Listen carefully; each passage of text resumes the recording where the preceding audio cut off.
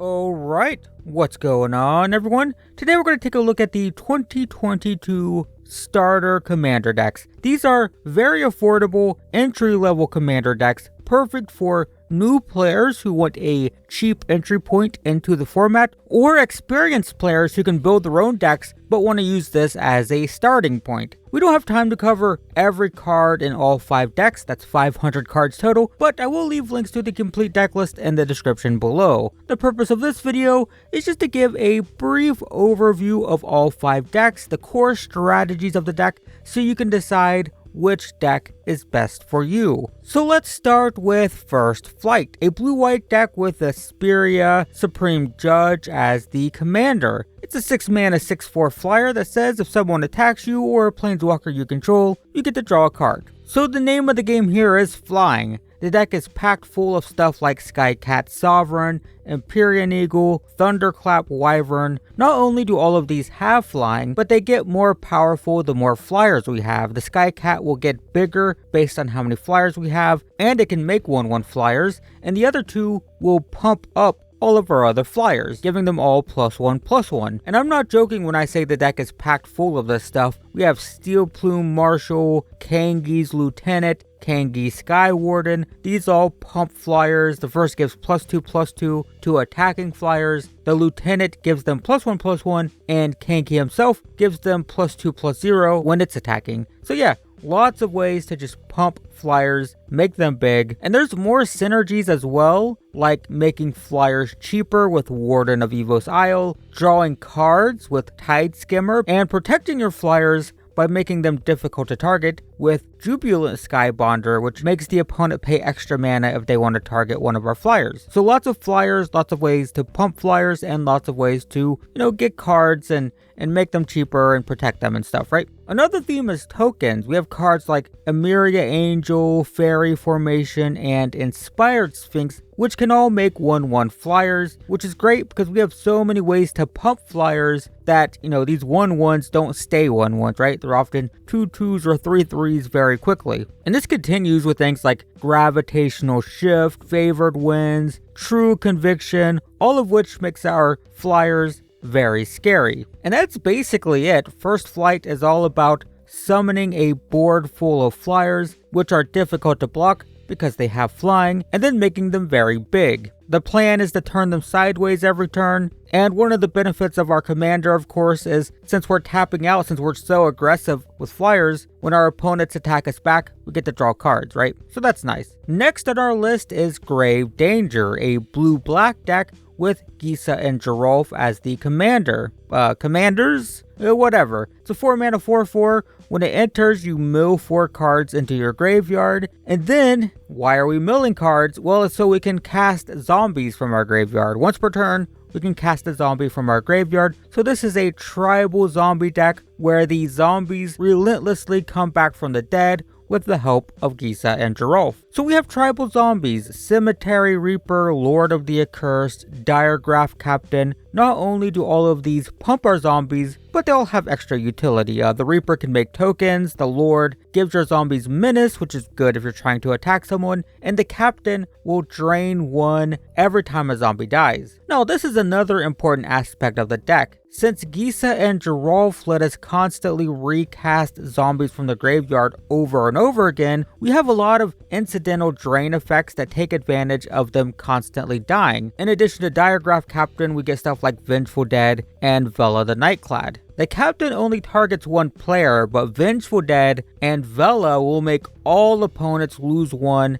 every time a zombie dies. So as our zombies are dying and being recast from the graveyard, we're just draining the entire table's life out. We also have more ways to take advantage of our stuff dying, like with Liliana's Devotee, Open the Graves, Undead Augur. Liliana's Devotee is another lord, it gives them +1/+0, but it also makes 2/2 zombies if you pay 2 when a zombie dies, so that's nice. Open the Graves does that for free 2/2 zombie every time a zombie dies, it's just on a 5-mana enchantment, and Undead Augur will draw a card and lose 1 life. So we like our stuff dying. And there's more we don't have time to talk about. There's more ways to mill zombies into the graveyard. There's more ways to take advantage of that. Some big zombie focused spells. Remember that we're casting and recasting stuff from the graveyard. So even like the 3 mana 3/1 that makes everyone at the table sacrifice a creature, you get to play that every turn and just sacrifice itself. So you could basically make everyone at the table sacrifice a creature every turn, and then if you have like open the graves, then you get a 2/2 every turn as well. So that's the idea. We are a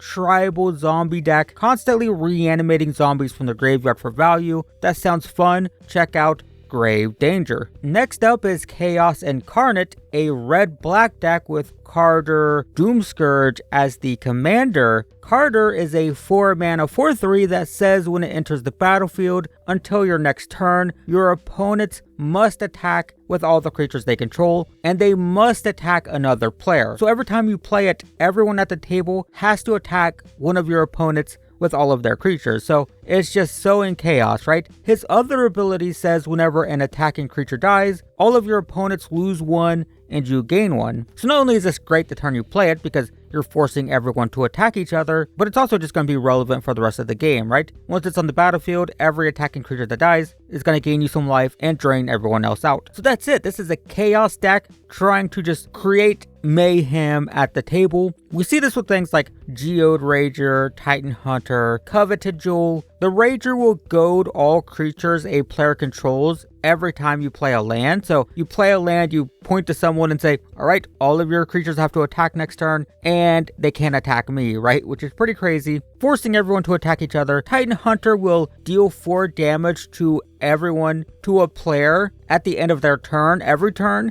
that a creature doesn't die, right? So if it's someone's turn, they either need to kill something or attack and get one of their things killed, or else they take 4 damage. So it's like poking them with a stick, making them attack, making them do something. You have to do something. You have to attack or kill something, or else you take damage. And the Jewel, you draw 3 when you play it and it taps for 3, but anyone can gain control of it by attacking the player who has it. So basically, once someone has this, everyone else at the table is going to want to attack them because it's 3 cards, right? That's the big thing. Draw 3 is awesome. So this just gets passed around the table and whoever has it is a big target, which is fine with you. You're all about that. There are also punishments for attacking you specifically, like Brash, Taunter, and Kazul. The Taunter is indestructible and it reflects damage it takes back at opponents, so you don't want to attack into it preferably. And Kazul will give you free 3/3s if opponents don't pay 3 mana when they attack you. So not only are you forcing everyone to attack, but you're punishing them if they attack you. So while sowing all this chaos, you can reap the benefits with things like Sangromancer, Sepulchral Primordial, Rakasha Debaser.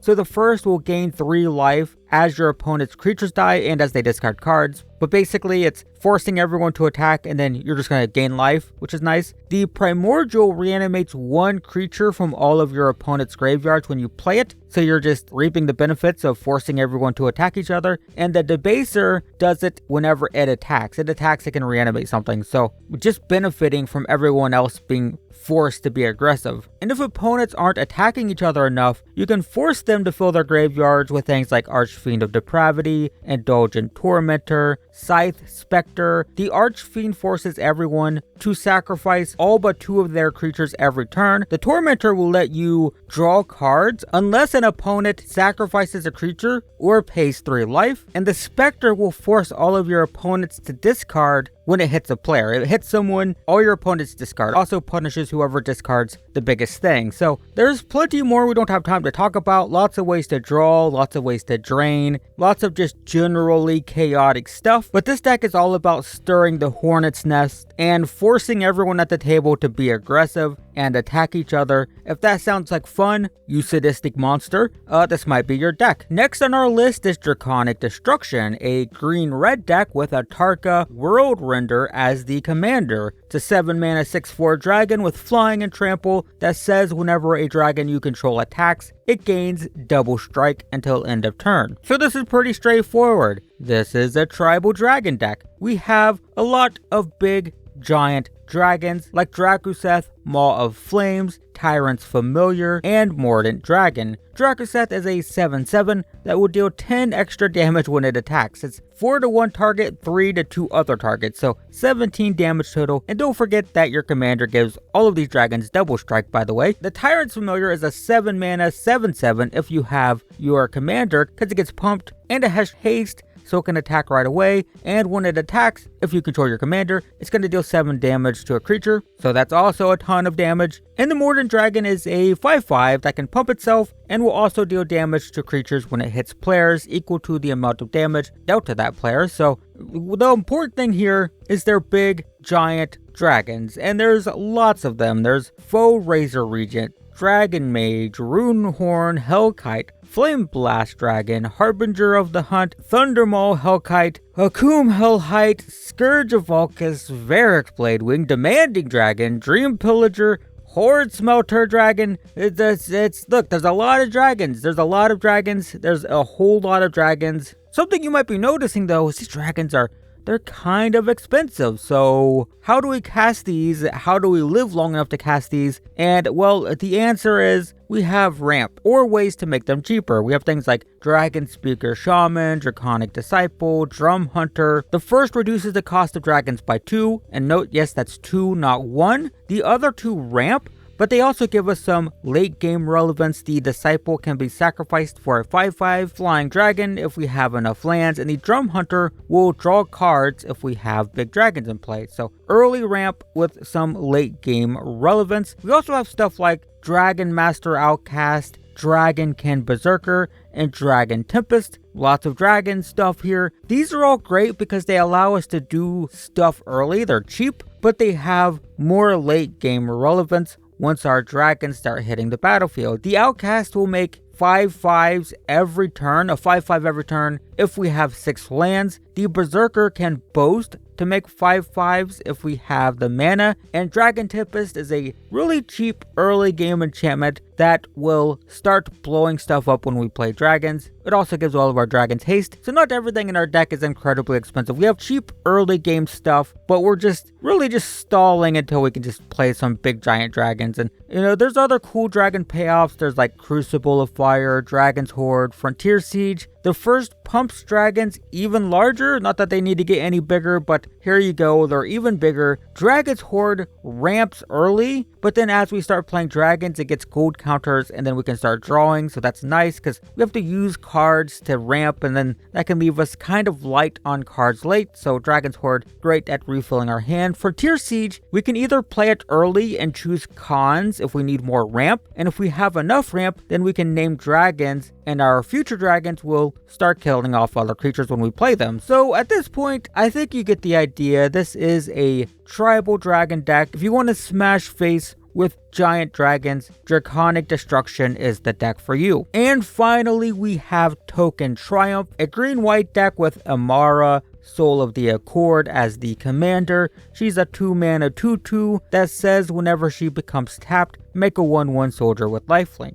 So, this deck is all about going super wide with tokens. We have Selsnya Evangel, Spore Mound, Verdant Forest, so all along the curve we have stuff like this. The first makes tokens. We have to tap it and tap another creature to make the token, but remember our commander makes a token when it taps, so tapping our commander actually makes 2 tokens. The Spore Mound makes a token every time we play a land, and the Verdant Forest is at the top end. It makes a 1/1 every upkeep, and note that says every upkeep, not your upkeep. So all of your opponent's upkeeps, it's going to make a 1/1. And because this is just like a brief overview of the deck, this is just an example. There's tons of this. Jade Mage, Selsnya Guild Mage, Dawn of Hope, lots and lots of stuff like this. Just tons of ways to pump out tokens every turn. So if we're going so wide with so many tokens, we should probably have ways to make them bigger, right? So we have things like Collective Blessing, Dictate of Heliod, and Commander's Insignia. The first gives +3/+3, which is a lot of power and toughness. The second gives +2/+2, a little bit less, but it does have flash, so it can be a combat trick. And the last will pump based on how many times you've cast your commander, and remember, your commander only costs 2, so it's not hard to cast her multiple times in a game, so that's actually fairly significant. We also have ways to bridge the gap between these two themes, right? We have ways to make tokens, we have ways to pump tokens. Why not both? We have stuff like Maya, Bredegard Protector, Tristani Discordant, Felidar Retreat. Maya pumps out a token whenever we play a land, and also pumps them. Tristani Discordant pumps them, and we'll also make a couple when we play it. Felidar Retreat has landfall, and whenever we play a land, we either get a 2/2 or we put a +1/+1 counter on everything we control. So if we already have a full board, we make stuff bigger. If we're a little bit light on board, we can make 2/2s. Does both things, which is nice. And since we're so focused on making tokens every turn, we also have lots of payoffs for creatures entering the battlefield, like Mentor of the Meek, Champion of Lambhold, Valor of Rakdos. The first will let us pay 1 and draw whenever a creature with power 2 or less enters, which is going to be all of our tokens. The champion will get a +1/+1 counter every time we make a token or play any creature, and then it makes our stuff difficult to block because stuff that has less power than the champion can't block, so that's potentially devastating if we have a super wide board. And Valor of Rakdos gives everything +1/+1 whenever a creature enters, so if we make multiple tokens per turn, it's going to pump everything multiple times per turn. And there's plenty more we don't have time to talk about. Lots of token producers, token payoffs, spells that make tokens, but basically this is all about going wide, going big. This is a swarm deck. Go super wide, put lots of little dudes on the battlefield, and then make them giant. If that sounds fun to you, check out Token Triumph. And that's it for the 2022 Commander starter decks. As I mentioned earlier, you can find links to the complete deck list if you want to look over them in the description below. I'll also leave sponsored Amazon affiliate links to all the decks, but as always, I discourage you from using it. If you have a local game store to support, please do that. But hopefully this was helpful. Be sure to let me know which deck you're most interested in the comments below. Thanks for watching, and I will see you in the next one.